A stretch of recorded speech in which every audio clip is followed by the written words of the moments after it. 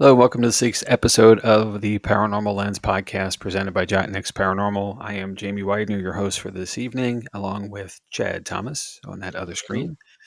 Mr. Thomas, sir, how are you? I'm good, Jamie. How are you? I'm hanging on, man. It's been a day. It's been, as I told you earlier, it's been an F a day. hmm Um, and and I don't know how it happened. It just did. So, but all is better now. We're here. Good. Yeah, This is it's live, Tuesday night. We're gonna spend an hour together with all our friends. A whole hour? Wait, what?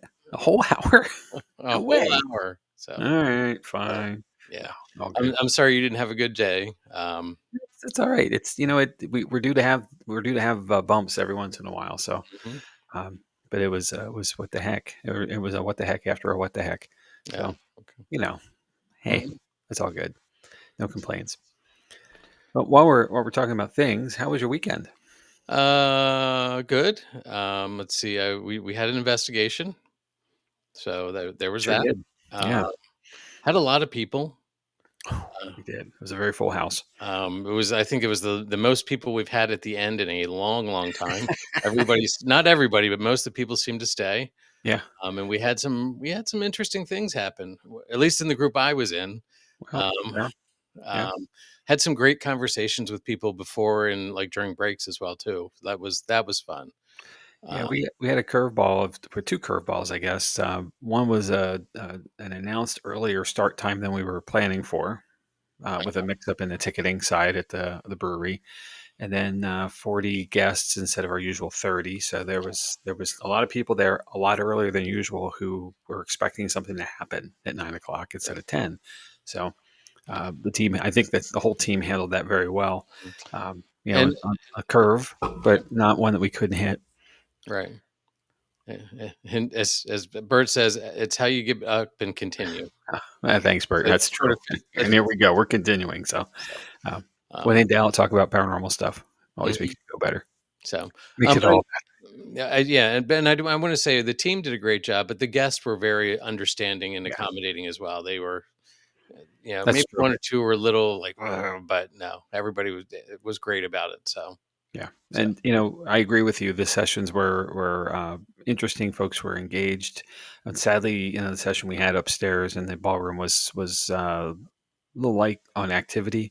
mhm, However, it's not on demand, as we always say, and right, I think everybody was hanging out with your group in the bar who would have normally been up with us, all the mhm, spirits of the house, and they certainly saved it all for the catacombs at the end.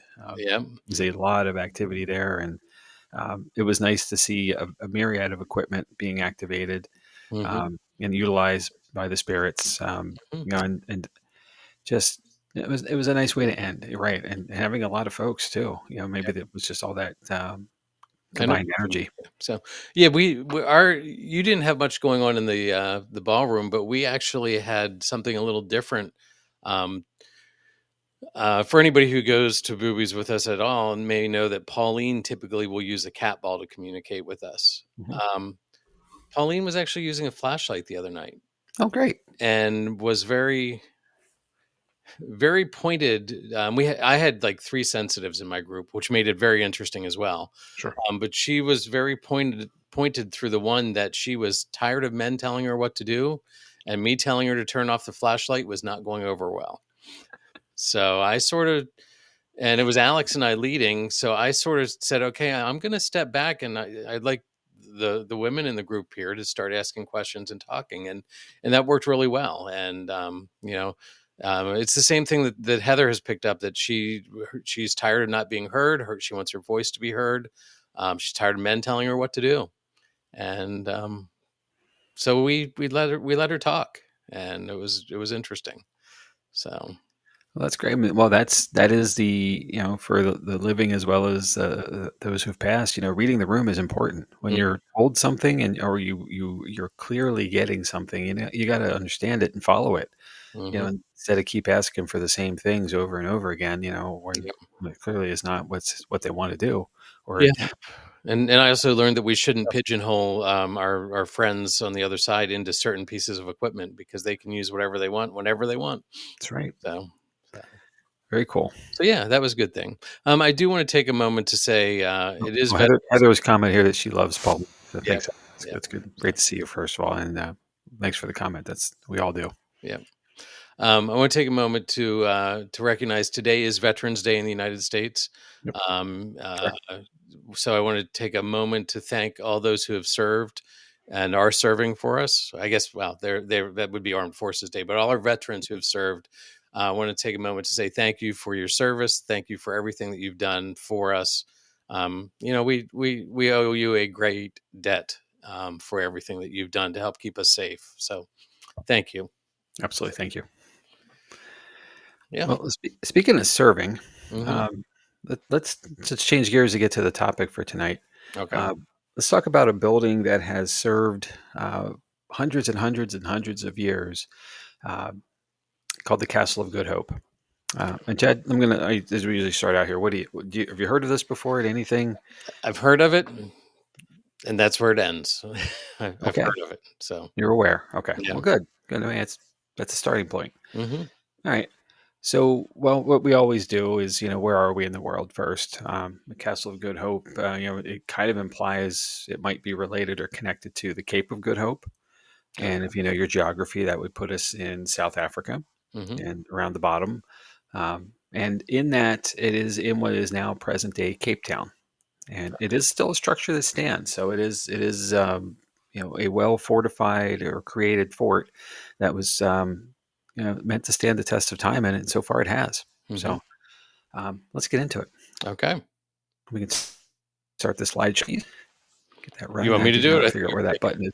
I have no idea where the button is. So we're working on. Noted this a couple of times now. The last couple of weeks, Chad's going to be away the week after next for 2 weeks, and I've got to figure out how to run this thing. I got it started, and that's as far as my notes took me. So um, I will get the rest of this before next week. But thank you. So I've dropped a pin there at the bottom, so you get a context where we are in the world. For us, we're way up there in North America, just a little bit in the middle of the east coast of the United States. So we're pretty far away. This is not a road trip. Um, it's a plane trip or a Okay. boat trip, either way. Um, but quite a trek to get there. And the Castle of Good Hope holds the distinction of being the oldest surviving colonial building still standing in South Africa. Oh wow. And it is a physical reminder of the beginnings of the Dutch imperial ambitions at the southern tip of Africa. So it was built between 1666 and 1679 under the Dutch East India Company, or as it would have been called then, the Verenigde Oost-Indische Company, or VOC, as I'm going to call it, because I don't want to have to say that all over again. Uh, it symbolized both strategic military necessity and colonial permanence. So when Jan van Riebeek arrived at the Cape in 1652 with orders to establish a refreshment station for the VOC ships en route between Europe and the East Indies, his first structure was a modest clay and timber fort. His early fortification, known as Fort de Goede Hoop, was intended merely as a temporary shelter and storehouse. They needed a place to stop. It's this is called the rest stop along the highway. There's a long road between Europe and getting over to India, and this was a very strategic stop there because you need to replenish, you needed supplies. You only have so much fresh water, so many rations. Hmm. So it was meant just to be that place to land and stop for a while, a couple days rest, get back on the road again, and on your way. Stop back on the way back. They did not have a gift shop back then, though. Go All right. figure. Today they do, though. All right. However, as the Cape Colony grew and tensions with local Cohic Hoi communities increased, coupled with the need for a more defensible station to protect against rival European powers, the VOC authorized a more durable and imposing fortress. Construction on the present stone castle began in 1666 under the direction of Commander Zacharias Wagener. The materials were large local sandstone and lime made from seashells. Workers included soldiers, enslaved laborers, and convicts, reflecting the hierarchical and exploitative social structure of the colony. And I would like to point out that the use of local labor under harsh conditions foreshadowed the coercive systems that would define South African colonial society for centuries to come. But Chad, that's a different podcast for a different day. Hmm. Okay. So by 1679, the castle was largely complete. Its pentagonal bastion design, with bastions named Leerdam, Buren, Kat Enlelen, Bogen, Nassau, and Orange, followed the geometric ideals of the 17th century European fortification engineering, designed to eliminate blind spots and maximize defensive fire. Each bastion bore the name of a Dutch city or noble house, symbolizing the VOC's deep ties to the Netherlands and its aristocracy. The central courtyard held a well, warehouses, workshops, and the commander's residence, while the outer walls enclosed stables, a church, and administrative offices. For nearly 2 centuries, the castle was the political and administrative heart of the Cape Colony. The governor's residence, the council chamber, and the court of justice were located within its thick stone walls, making it both the center of governance and the site of law enforcement. Essentially, the castle functioned as the nucleus of colonial life, where the proclamations were made from the balcony above the main gate, and it's a tradition that continued into the 18th century. From this balcony, public announcements, punishments, and even executions were conducted, making the castle simultaneously a seat of order and a symbol of fear. Inside the castle, one could find barracks for soldiers, dungeons for prisoners, workshops, kitchens, a bakery, and living quarters for VOC officials and their families. The blend of domestic and military spaces reflects its dual role as both fortress and administrative hub, a microcosm of Dutch colonial authority. The castle's military function was tested multiple times. In 1795, when the British invaded the Cape, the castle served as the last bastion of Dutch defense, though it surrendered without extensive combat. During the brief Batavian Republic period of 1803 to 1806, it returned to Dutch control, only to be permanently occupied by the British following the Battle of Ballewberg in 1806.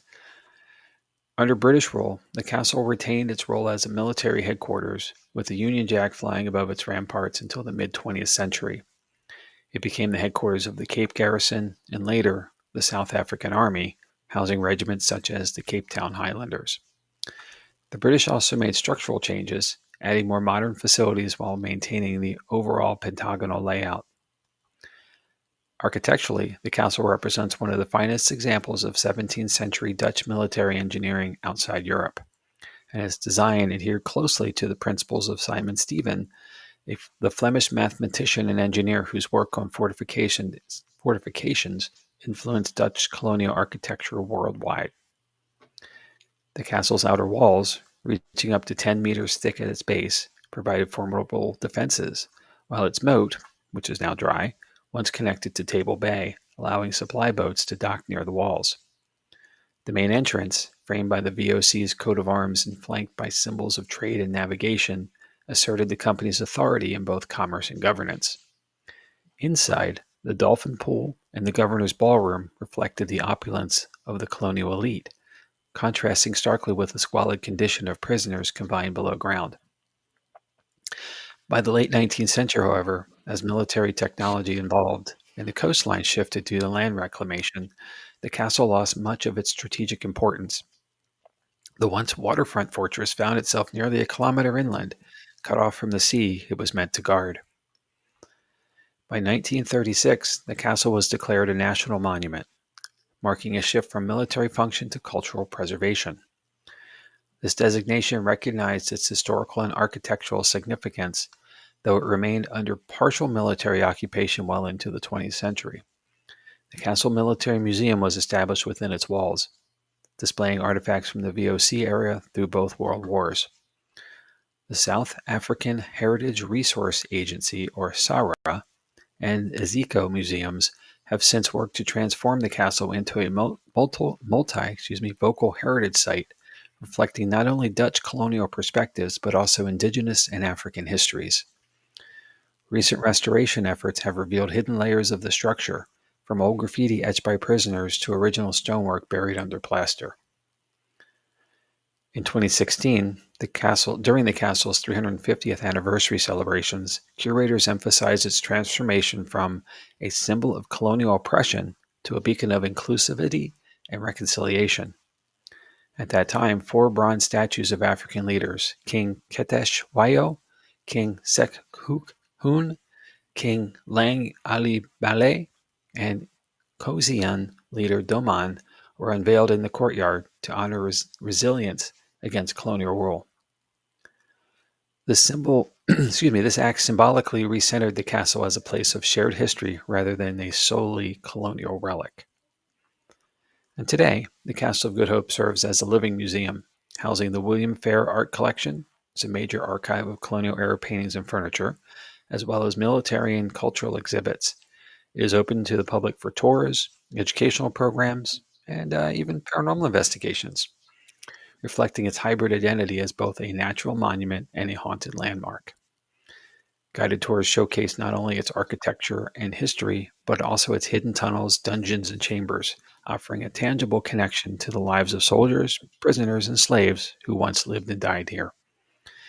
The castle is also home to traditional ceremonies, historical reenactments, and heritage festivals, ensuring it remains a vibrant part of Cape Town's cultural landscape. Despite centuries of political transformation, from Dutch to British, from colonial to democratic rule, the castle endures as a complex manuscript of South African history. It is a place where military precision, architectural beauty, colonial exploitation, and spiritual mystery converge. A reminder that history often leaves behind both physical monuments and emotional ghosts. Mhm. So, a quick history. Mhm. Before we move on, Bert said you would think being at the tip of south of Africa, it would have been used during World War One. And it was. It was an active military fort all through the eras, both world wars as well. So, um, and I think as well. First of all, we were dealing with masted ships back in the day. When the fort was founded, and our original colonization efforts from Europe around, and especially the trade route to India. Mhm. Once we got into steam powered and then engine powered ships, we didn't have to hug the coastline as much. Right. So the fort, even though, and also some of those reclamation projects, taking back some of the land, moving the fort further inland, basically, it lost its direct prominence. Being a Sure. kilometer off the ocean is pretty far, Yeah. as far as the distance. So it didn't have that stronghold that it used to be, but Right. you could avoid it if you needed to Right. going into that era. Right. But it would be a long time to hold your bladder, as Bert said here earlier. It certainly would be. So, well, that's a lot of history, but it's not a lot of paranormal stuff, right? So Right. that's kind of why we're here. So let's talk about that. So, as you can imagine, the castle has a few ghosts and stories attached to it. Here are a few of the most cited legends and phenomena. The first is the Gray Lady. One of the most frequent reports is of a woman in gray, sometimes described as a long cloak, walking or running through the grounds or inside the castle at night. Occasionally, she is covering her face or appears to be in distress. Some suggest she may be the ghost of Lady Anne Barnard, who lived in the castle in the late 18th century, somewhere between 1797 and 1802, when her husband was colonial secretary. The intrigue of the Grey Lady lies partly in the mixing of high colonial society, like such as a lady in a ball gown, with the more brutal military prison past. Hmm. The next is a tall figure on the ramparts. Another persistent legend is of a tall, luminous figure seen on the battlements or between the bastions, especially between Leerdam and Buren, who appears to jump or fall off the wall and vanish before hitting the ground. Some interpret this figure as the ghost of a soldier or a prisoner who leapt to his death or was pushed, perhaps out of despair. The visual of a body vanishing before impact makes for a dramatic ghost story, but it also ties in with the castle's function as a fortress with heights, drop zones, and executions. The next, the bell tower and the hanging soldier. The story is linked to a tall figure and the battlements. In the battlements is the legend of a soldier hanging himself by the rope of the bell tower. The bell tower has been bricked up long ago, and also it sometimes rings mysteriously. Hmm. The next, the black dog. Another story mentions a spectral black dog that lurks on the castle grounds or appears suddenly and lunges at people, but then vanishes. The black dog is a common motif in ghost folklore worldwide, as sometimes a harbinger of death and sometimes noted as a restless spirit. And its presence here adds a bestial, primal dimension to the haunted space. And the last one is that there are just generally voices, footsteps, and cold spots in the dungeon. Visitors, staff, and tour guides frequently report hearing footsteps in the corridors of the dungeon, or the Donkergat, disembodied voices arguing near the guard room, and sudden drops in temperature, as well as the feeling of being watched. All of those things are familiar, right, Chad? Mm-hmm. So these stories overlap and reinforce each other. The castle's architecture, with deep dungeons, battlements, old prison cells, tunnel-like corridors, facilities echoing, and the shadows and chilly spots, all feed into the haunted narrative. Moreover, the historical reality of punishment, death, and colonial violence gives the ghost stories a context rather than being purely invented. From heritage perspective, the haunted stories can be a double-edged sword. On one hand, they draw interest, visitors, and attention to the site, which may help preservation funding and public engagement. On the other hand, there is a risk of sensationalizing or trivializing the darker aspects of its history, such as slavery, colonial violence, and imprisonment.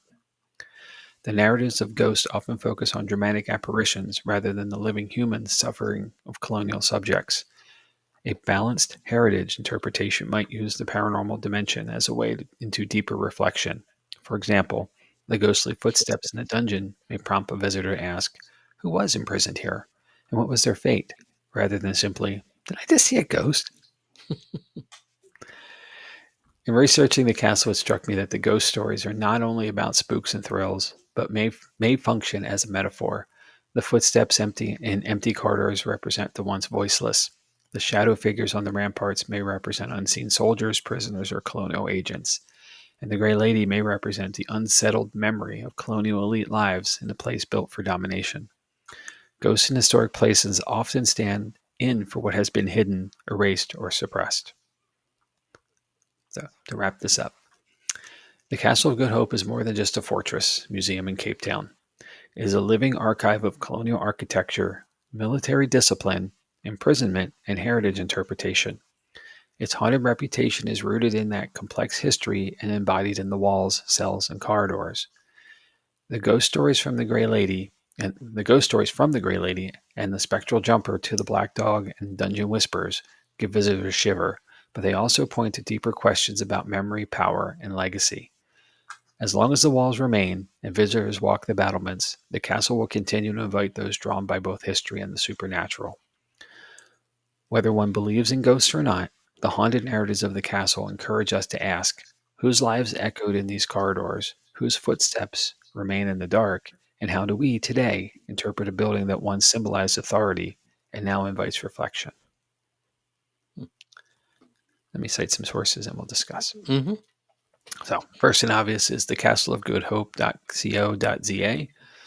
The next is hezekiah.org.za/museums/the Castle of Good Hope. The littlehouseofhorrors.com, Castle of Good Hope. Sarah.com.za, Castle of Good Hope. SouthAfrica.net. N Travel article, The Beginnings of Colonial History of the Castle of Good Hope. HenryFagan.com, The Castle of Good Hope, an enigmatic relic of the past. MattyMedia.org, The Ghosts of the Castle of Good Hope. ParanormalForum.net, Threads, Castle of Good Hope, 10960. And lastly, Cape Town, etc.com, Things to Do in Cape Town / Cape Town Haunted Places. So, Chad, when can we go? Well, Bert wants to know, and who's paying for the plane tickets? Well, that's a great question. I think this one we're going to have to stow away somewhere to afford it, especially with the cost of things these days and a lack of air traffic controllers here in the U.S. currently. Yeah. So maybe we take a boat. Yeah. That's going to be a long trip. But with better conditions than it would have had traveling in the 16 and 1700s. This is true. So, It's interesting that most of the stories that are there are stories that we find almost every place that's haunted. Yeah, yeah, So, I noted that too. You're absolutely right.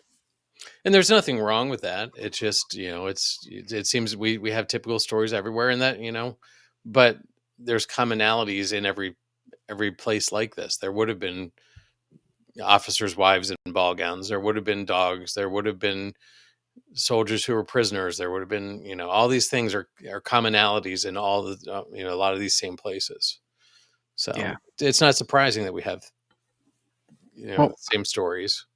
it made me think of Fort Mifflin. Hmm. Here for us locally, and just in the south side of Philadelphia, here in Pennsylvania. One of the our colonial forts that was key to our success in the American Revolution against the British. Um, Hmm. a star fort there.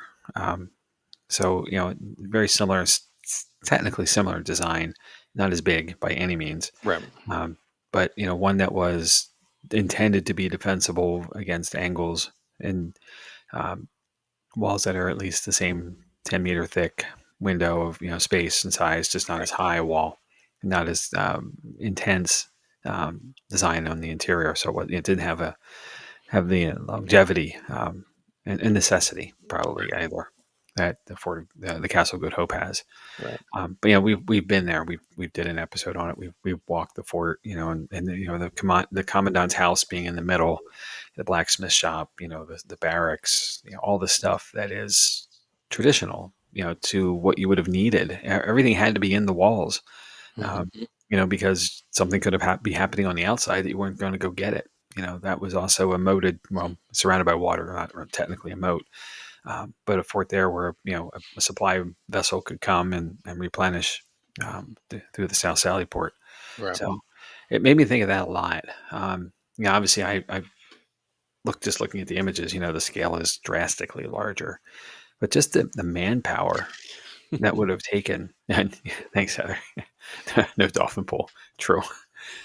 Well, we were there when there was a lot of water in the fort, so There could have been dolphins. it could have been. Jeez. Um, we were knee deep at one point. Um, ugh. But I totally lost my place. The time that the 13 years, that's a long time to be building something. But Mhm. it had to happen that way with lack of materials and tools, and this is the 1600s, late Right. 1600s, technically middle 1666. That's a long time ago, Right. and the means and materials weren't readily available. So these things had to be sourced. I think it's ingenious to create lime out of seashells, because that was something that was at least readily available, Hmm. but only so much of it. In the region around their area, you harvest it, you're done. It doesn't come back. It's Right. not a replenishable resource necessarily. So Not a really quickly replenish right. it. Better way of saying it. Thank you. So they were making this happen, as best they could with the resources and materials they had, and the manpower as Mm. well. Hence they had slaves, hence they had convicts. And it always seems that there's criminals building these kind of things, the forced labor that they are. And it's obviously, don't do the crime if you don't want to do the time, I Right. guess, always falls there. But, and it is something though that is beyond what a common situation would be for us today. There aren't work gangs anymore, Right. for a lot of reasons. But and in that, the management that it would have taken to oversight all these folks who definitely didn't want to be doing what they were made to do, Mm. was shows a sheer volume of the power of the VOC, and how big they were. In the time, and then, and in addition to that, like the British East India Company, another one that was a competitor. The Mhm. threat of them coming at any time, especially the idea of taking something you've created from you. Right. The pressure must have been immense to get this right. Hmm. Yeah. It's definitely a lot there. Yeah. It's just the fact that it lasted so long and was used through the world wars. Just a lot of energy. Here we Well, are again, another place that just has had so much energy. we say it every week where there's passion, there's energy, and then there's energy, there's activity. And I can't. I can't see how it couldn't be active, Right. given its history, given the volume of the stories are all out there still, but the idea Mm. that um, they weren't welcome. First of all, the Dutch certainly weren't welcome. The British were no more welcome, as a replacement. Right. Um, and the things that they did to maintain their presence, wasn't always. There weren't treaties necessarily. It was more of a forced will Right. against the locals and the natives, and it's no that story is no different anywhere around the world. Yeah. Whoever's in power, does what they want as long as they have the power to do it. Mm. And they certainly did have the resources to be that overlord. And that's looking back. Obviously, it's something that's regrettable. Yeah. So, Well, I don't have a whole lot more to add there. So yeah. unless you do, I think we can always No, I mean, jump on. again, it's one that I knew very little about, and it just it's got to be a daunting structure. Like it's huge Yeah. from what I can tell, and But you can't, the slides that have gone by, you can't get a full shot of the place, hmm and still be able to tell that you have to go so far back, from the sides of it. It's amazing how large it is. hmm Um, and in the aerial views, I believe there's one at the beginning of the show. You get a better feel for it, but you still, you're so right, high you don't get context to the streetscape, what it takes up. right, I guess I'd liken it to Eastern State Penitentiary. okay, How and then that's local for us in Philadelphia, PA.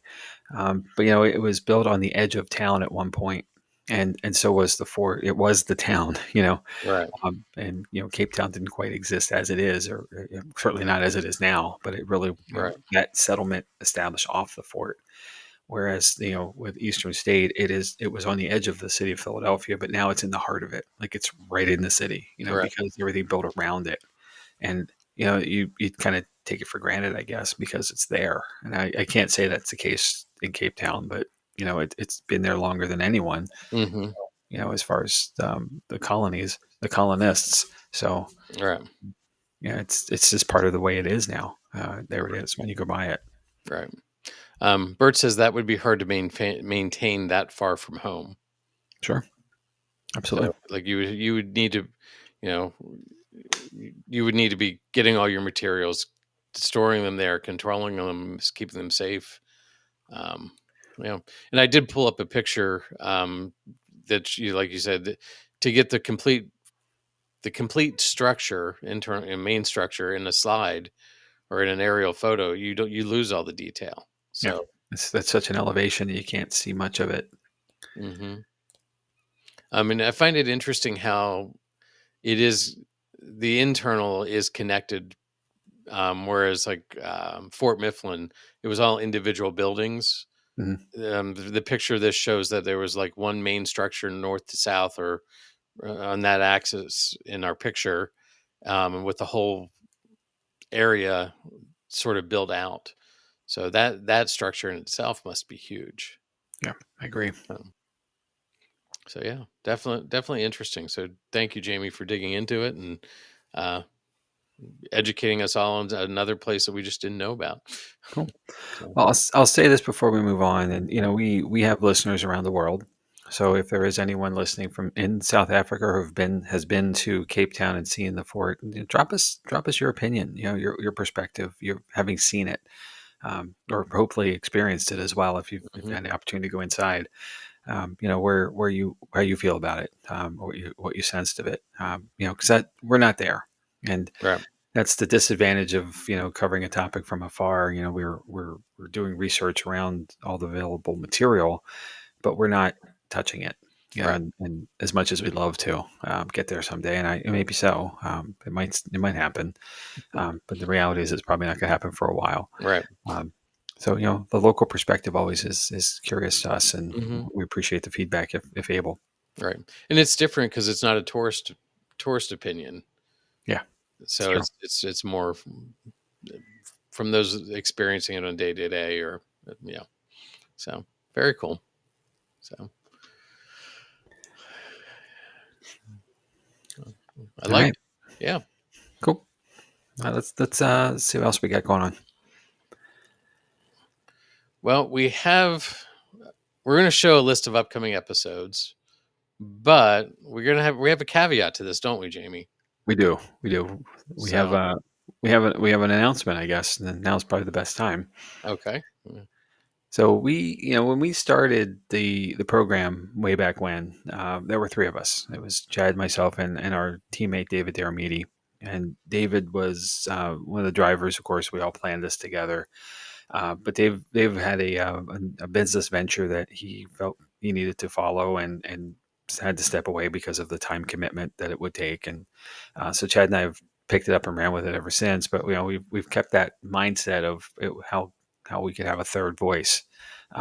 So we had a conversation with our teammate Kirsten Tricano, and she has agreed to join us going forward. So next week, you will find three faces on the screen, and an extra voice in Kirsten, who is a dynamic investigator, a Mhm. really fun person to hang out with, and Mhm. um, a different perspective than Chad and I, as far Yeah. as the topics to cover and the direction of that conversation to go. So So, we're both very excited. I'm mhm. speaking for you, Chad, I guess, but No, no, um, I I think I really, can say that we're both very excited to have her join us, and I'm looking forward to where we go. yeah. And I don't want to take away her thunder, but she definitely has some other skills, other background Yes. that she'll be able to share, and that always brings a different opinion. And I'm thrilled that we're going to have like you said, a third voice to uh, to partake. Yep. So, Stefan, thank you. That's it. yeah, We're good. It's good for us to hear too. yeah. So, and 'Cause that ho- kind of, we're ho- going to say that we have the upcoming episodes then. right, However, we each are knowledge experts for those episodes. So I know that the next three are locked in, but somewhere after the 9th of December, we may see a change there, and maybe not. We got to do St. Augustine, since you're coming back from Florida, I guess. yeah. But coming into this, those episodes will probably change a little bit. So more to come on it. We'll put it out there, of course, in advance, and Mhm. give Kirsten a little time to settle in, and get going on what she wants to talk about, and we'll see where it takes us again. You'll see that list populating with stuff from her soon. So, Yep, so. very cool. But what we do have upcoming currently is next week. I'm going to jump on that third corner of the historic triangle in Virginia, which is Williamsburg. That was sort of well, it was the capital for a long time, and a very storied history. Lots going on there. Definitely lots of energy that has turned into lots of continual energy. So it's one of my favorite places to visit. I could see myself settling in that area of the country in a few years. So, like an area that I really like, but want to share the stories there.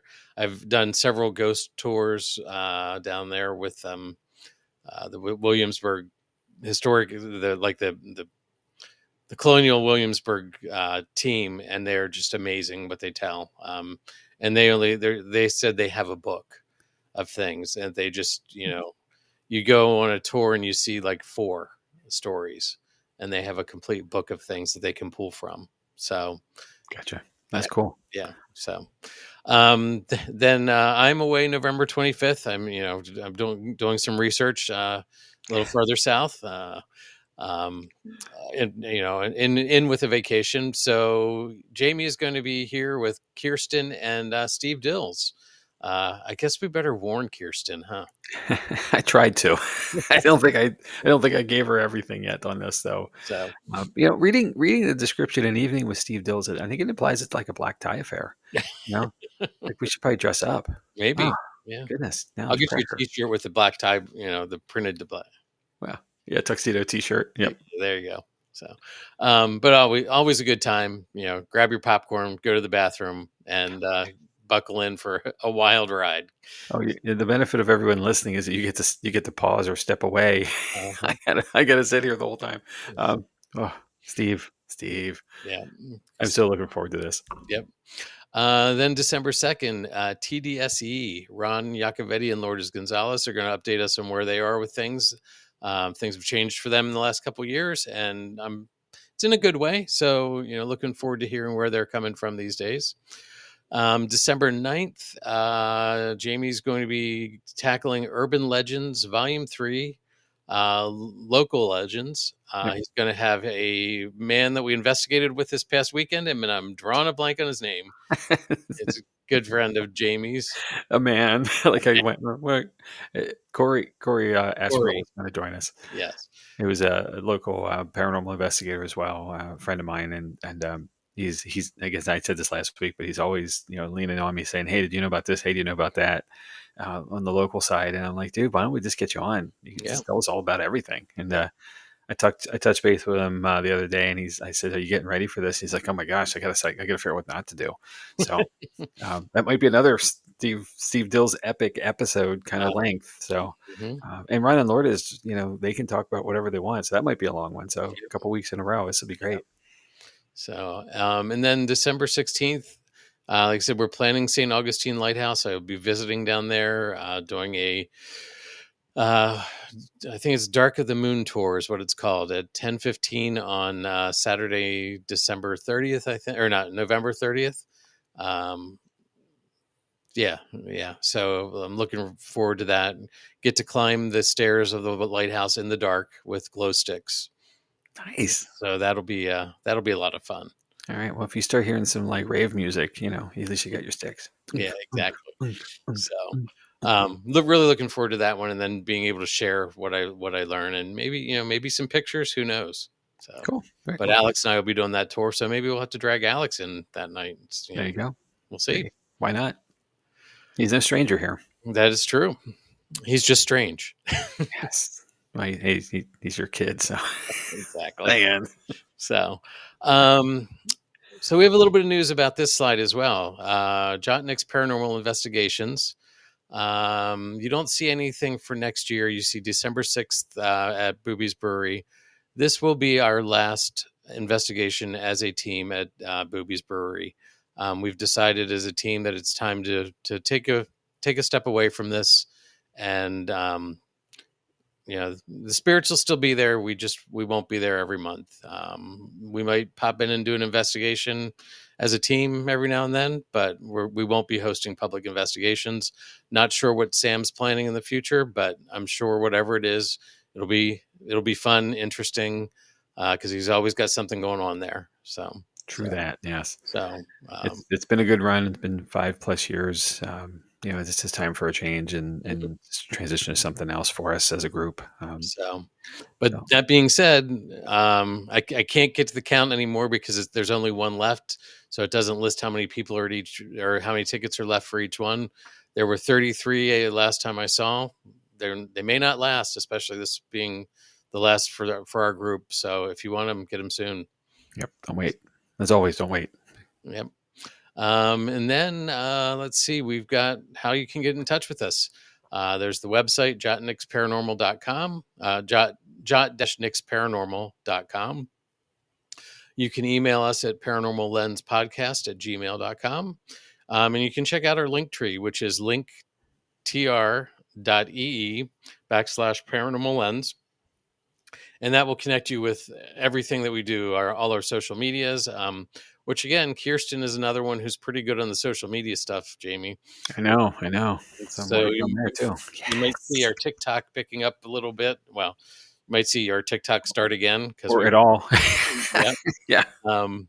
But there's links to our store, some other stuff on there. So check that out if you get a chance. You were talking about earlier about how we were seen in different countries. We're up to 45, right? Yep. That's true. You wanted to hit that 40 mark, and we hit 40, and we kept going. Don't stop there, right? Exactly. And Spotify, I think we have 6,500 streams now, Okay. a little more than that. So we're definitely the ball has started rolling, and I think it's good. And we want to thank everybody for taking the time to spend an hour, 45 minutes to an hour with us. Well, if Steve's on 2.5 hours on a Tuesday night, we know there's lots of things you can do with your time, lots of other podcasts out there that are live, but we really appreciate you taking the time to spend it with us. And even if you're, even checking it out the next day or later in the week or whenever it is, just thank you. We really appreciate it. It's what keeps us going. We could have given up on this a long time ago. We have a lot of episodes, and we've gotten emails saying, "Wow, you've gotten more episodes than most podcasts do." So Who that's knew? nice. Yeah, nice to hear. Yeah, it is. So, and then Oh, then we and, get and I got to put Bert's comment up here. yeah. Love you guys. Keep up the great work, Kyle. Love you too, So, Bert. Thank you. so yeah, You're the thank best. you. We appreciate it. So yeah. Anything else, Jamie? I don't think so. It was a fun topic to investigate. A place I've known about for a while. Mm, The history in Africa in general. It's forever old, and uh, the colonization era was very much like what happened in the U.S. here in America. There are indigenous folks who were caught in a place and that they weren't able to that weren't they weren't in a place where they were able to retaliate or come out from it, and bad things happen. And I appreciate the current situation with the castle being one where they're remembering all of the cultural history, not just the colonial history. And I mm, think that's so very important, and such a good representation, a fair representation that it didn't happen just by the Dutch arriving on the shore. right. It was everyone that Right. has gotten to this place. So, and let's not forget that. Yeah. And I, it's just really I cool. I think that is important, that we have to look at these places not just under a microscopic lens, but under a wider historical, that multiple things have happened, Yep. and longer than we even know what was on the ground. So, And of course, a paranormal lens. well, and yes, Right. yeah. Yeah. That's that thing that slides in front, right? That just gives it. So Yep. whatever. So, So all right. I assume you have an outro. I sure. So just a real quick question: Are you ending the live, or am I ending the live? I can press a button that says "end broadcast." So yes, I will take care of that. So, well, we got to get the outro rolling before we do that, though. But just to wrap it up, so as the echoes of the Castle of Good Hope fade into the night, we're reminded that history often hides more than it reveals. Whether ghosts or grounded in truth, its stories continue to haunt the walls and our imaginations. So until next time, stay alert, stay respectful, and stay curious. Good night, everybody.